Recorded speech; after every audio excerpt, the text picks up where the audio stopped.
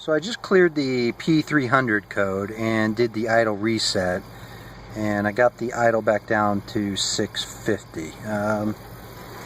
It's still rough, and trying to determine what this funny sound is.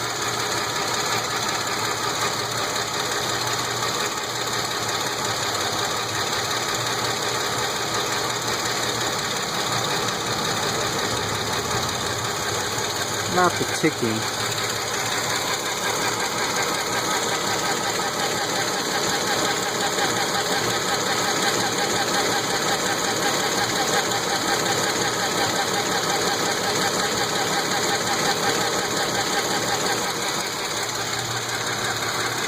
Any ideas?